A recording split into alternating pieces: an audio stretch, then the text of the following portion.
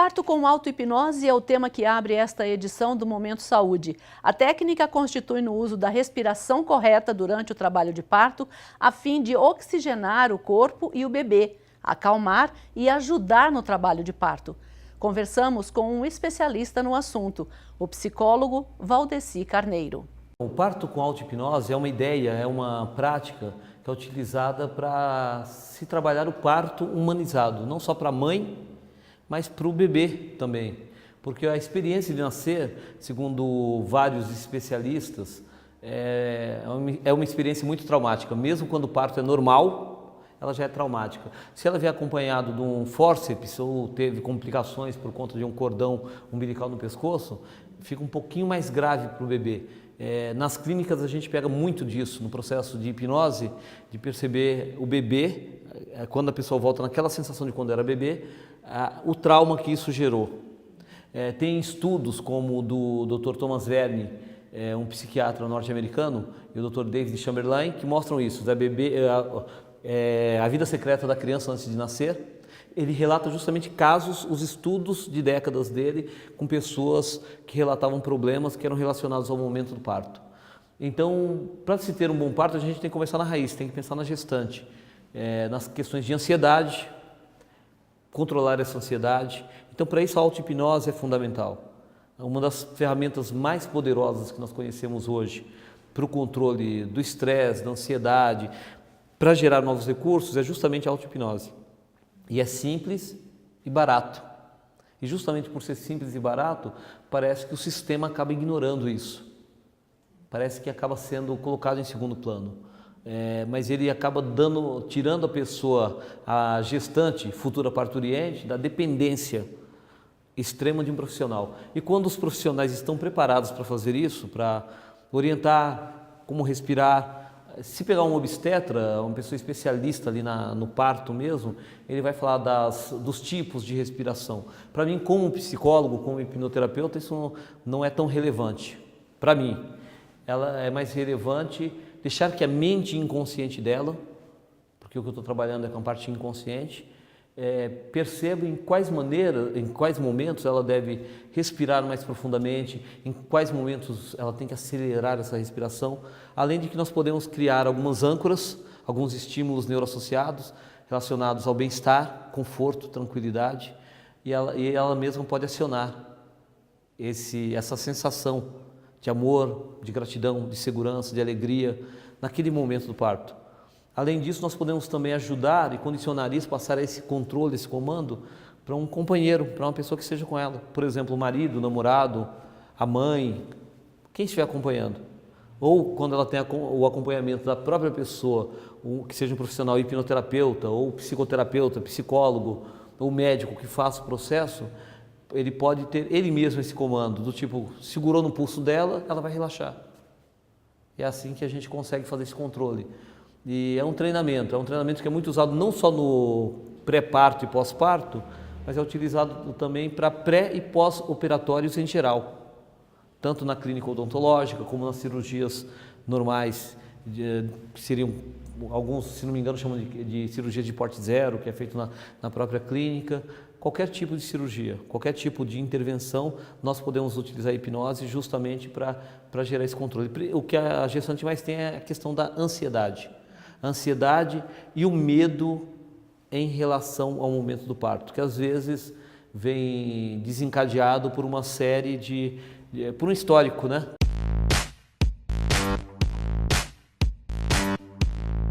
Por trás da história tem uma história. Então, às vezes, ela teve uma tia que morreu em trabalho de parto, ou que morreu o bebê, e ela começa a carregar aquilo junto com ela. Então, quando a gente começa a mostrar os dados, a preparação, o relaxamento, colocá-la em transe, e no transe ela vai lá no futuro, aí você fala, é possível ir no futuro? Não dá para provar, a pessoa foi no futuro, mas na imaginação dela, ela foi. E o nosso cérebro, ele não distingue o real do imaginado. Quando eu imagino uma coisa, ou quando eu faço aquela coisa, a neurofisiologia gerada é a mesma. Por exemplo, se você imaginar agora aquele prato ou aquela fruta que você mais gosta, e imaginar que está sentindo o cheiro dela, automaticamente você começa a salivar. Mas o seu cérebro sabe que não está ali aquela comida, aquele alimento. mas ele gerou todo o movimento próprio para a digestão desse alimento.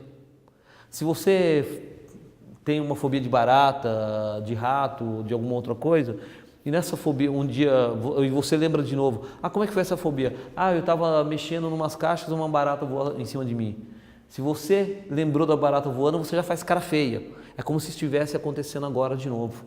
E nesse momento, o seu corpo, a sua frequência cardíaca muda, às vezes você já começa a suar.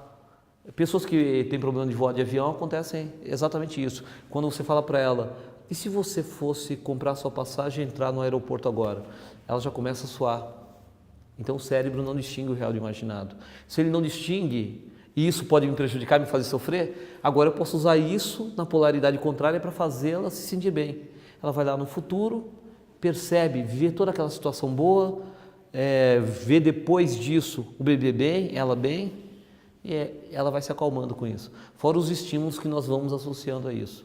Então isso é muito importante, porque pode prevenir outras sequelas do movimento da gestação e do parto, como a depressão pós-parto, que em tese tem um período crítico logo após o parto, onde as mulheres ficam muito sensíveis, mas além disso, a gente pega às vezes casos de depressão profunda, onde essa depressão começou num trabalho de parto. O filho já está com 20, 25 anos e a mãe passou a vida inteira depressiva. Sequelas disso. Às vezes, além dessa mãe estar com problema, aquele filho, aquele jovem de 25 anos ainda tem um problema. Talvez carregando uma culpa, fui eu que fiz isso com minha mãe, ele está levando uma cruz mais pesada do que ele deveria carregar. Então, pensar na auto-hipnose, pensar num processo de hipnose, um processo de parto humanizado, onde eu dou condições, dou ferramentas para que a gestante, a parturiente, ela faça o gerenciamento desse processo e assuma uma corresponsabilidade, que na maior parte das vezes a gente deixa a responsabilidade na mão do profissional de saúde. É o médico, é o semideus que vai cuidar de mim, é ele que vai me fazer viver ou morrer. E não é verdade. Eu tenho que cuidar da minha saúde, eu tenho que ser coparticipativo isso, né? O Momento Saúde volta já.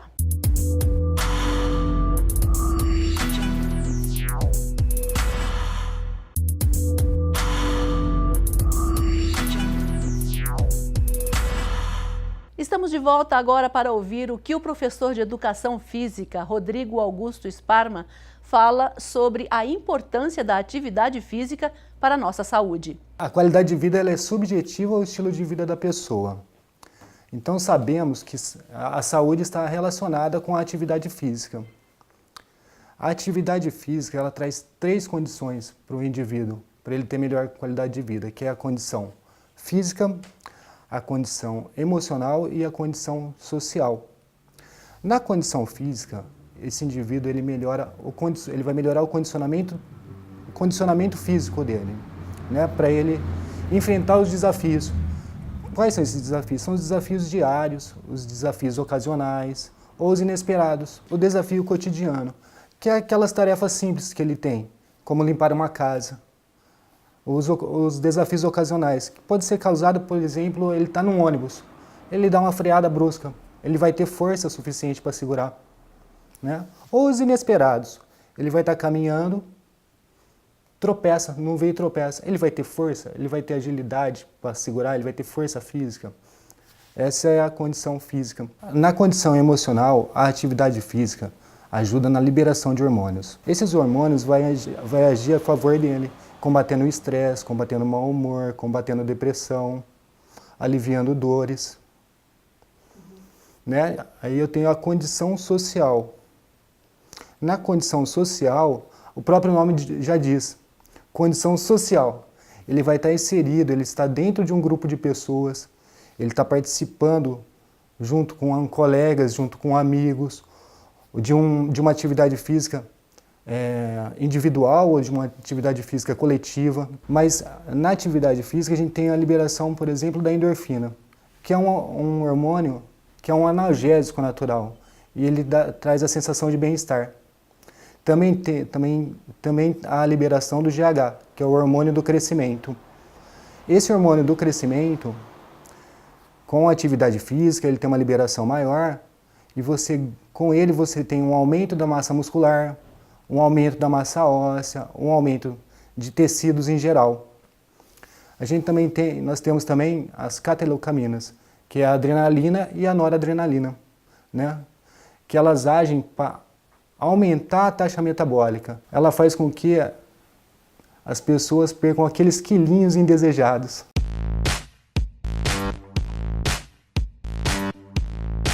A atividade física gera como benefício estilo de vida ativo. Ela melhora o condicionamento físico, ela melhora a sua força, ela melhora a sua agilidade, ela melhora a sua resistência, ela traz como benefícios também a pessoa se socializar e não ter depressão. Ela também gera socialização com as pessoas, seja numa academia, seja numa corrida, seja num jogo de futebol ou num jogo de vôlei. Ela vai estar sempre entre amigos e entre colegas.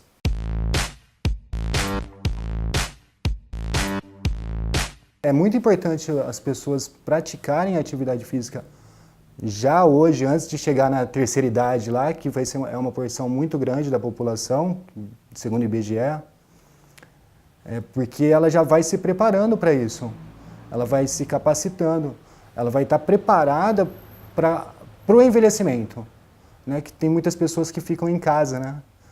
Perdem amigos, entram em algumas doenças, fora que ela também vai te prevenir, como de diabetes, de colesterol, de hipertensão, entre outras doenças. O Momento Saúde volta já. No próximo bloco, vamos conversar com um reumatologista.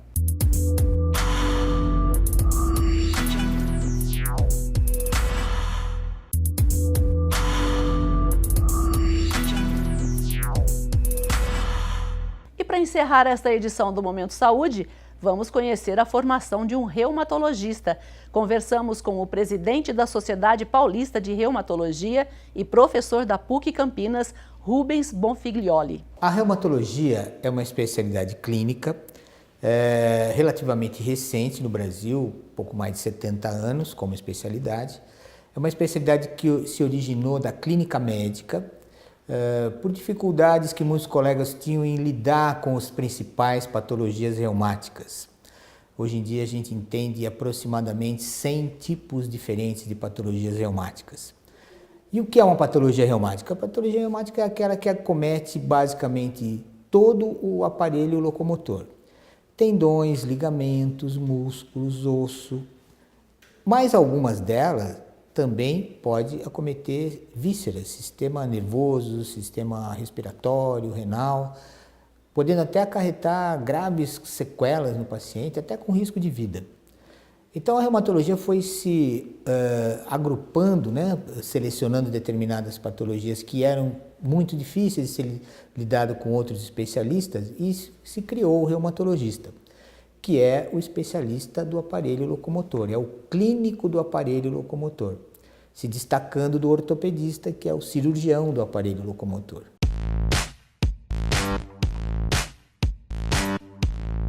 E a reumatologia tem ganhado muita força nos últimos anos, com o conhecimento cada vez mais profundo das principais doenças reumáticas e o aparecimento de medicamentos poderosos, medicamentos controladores. No passado não se tinha muita perspectiva em quando alguém tinha um reumatismo, né, como se falava no passado. Hoje a gente já não gosta mais de falar assim, a gente fala doença reumática, porque cada uma tem um nome, um sobrenome e um tratamento.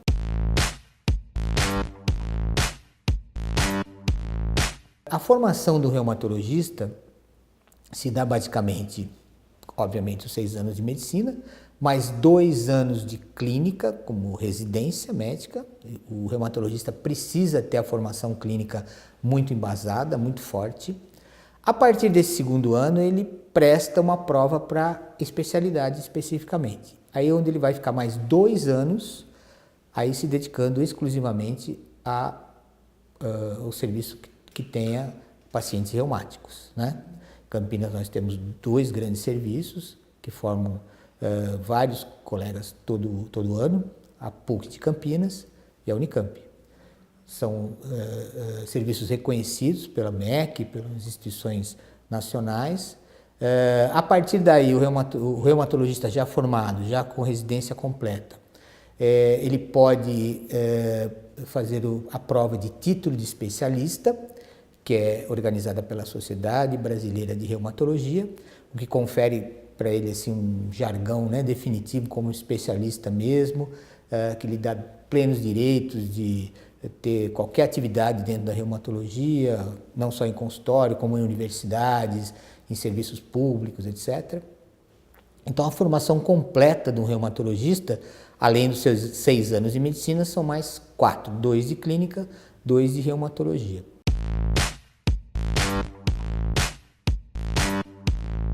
Eu estou na reumatologia há aproximadamente 37 anos. Fui primeiro residente de reumatologia da PUC de Campinas, além de ter sido a primeira turma da Faculdade de Medicina, e depois não saí mais. Fiquei lá como professor, ajudando a formar o serviço, etc. Então a minha escolha na época até que foi interessante, porque eu gostava muito de clínica, né? Clínica geral, não gostava muito de cirurgia, de ginecologia, achava bacana, mas achava que não tinha o perfil para aquelas áreas. Gostava mesmo do perfil clínico, conversar com o paciente, examinar, ter toda aquela atenção geral, né? Aquele raciocínio clínico. Acho que a medicina é muito isso, né? Para mim, eu sinto a medicina assim, o raciocínio clínico. E senti nessa especialidade que para o diagnóstico e o acompanhamento havia necessidade mesmo de um raciocínio, de uma atenção. Muitos diagnósticos se confundem ou existem dúvidas diagnósticas em outras áreas, diagnósticos diferenciais, até não reumatológicos. Então era um desafio que me cativou no início, mas aí naquela fase a gente não tinha tanto recurso para tratar o paciente reumático como tem hoje. Muitas pessoas falam, você vai escolher uma especialidade que pouco faz aí pelo paciente. Não, mas eu imaginava que aquilo ainda podia melhorar. E como de fato melhorou demais, de 20 anos para cá, o enfoque de tratamento que a gente dá para o paciente reumático é buscando, se não a cura, o que a gente chama de remissão das doenças. E tem conseguido com medicamentos poderosos, cada vez surgindo mais novas pesquisas de diagnóstico e tratamento, que tem nos dado um conforto muito grande em relação a cuidados do paciente, visando não só melhorar a doença, os sintomas, controlar, como dar qualidade de vida, porque muitas vezes a doença já teve uma evolução, né? A gente já perdeu algum tempo em relação a isso, ou não conseguiu controlar adequadamente, mas a qualidade de vida sempre é um foco importante para o reumatologista. Ele tem que procurar essa qualidade de vida. Deixar as pessoas se sentir bem, ficar bem, e com menos dor possível e podendo fazer as coisas que ele gosta de fazer dentro dos seus limites. Essa é a ideia, esse é o foco.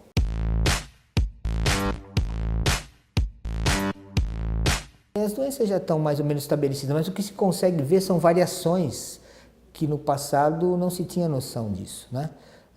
Então, algumas patologias reumáticas que no passado eram generalizadas, davam-se um nome para várias delas, hoje a gente já separa porque cada uma tem um enfoque para o diagnóstico e para o tratamento. Então a gente subdivide aqueles nomes anteriores que eram muito gerais e praticamente se usava um remédio para tudo e não resolvia adequadamente, né? Hoje a gente separa, existem especialistas que se dedicam mais a determinadas áreas, por exemplo, osteoporose, as doenças do tecido conjuntivo são aquelas doenças autoimunes, como as pessoas falam, e às vezes não tem muito conhecimento, não sabe muito bem o que é, né? Doenças onde o organismo produz anticorpos contra ele mesmo. Isso são defeitos genéticos que acabam desencadeando essas doenças. E hoje alguns reumatologistas têm um pouquinho mais de dedicação para essa área, um pouquinho mais de dedicação na área da fibromialgia, um pouquinho mais de dedicação na área do lúpus, das doenças que agridem coluna. Então, o reumatologista e criança, né, a reumatologia pediátrica hoje é uma realidade, existe o especialista infantil, né? Muitas vezes é pediatra, mas algumas vezes pode ser reumatologista também. Então, a especialidade está crescendo, crescendo e, claro, vão se criando subespecialidades com maior atenção, tanto para o diagnóstico quanto para o tratamento. Momento Saúde fica por aqui. Obrigada pela audiência. Tchau.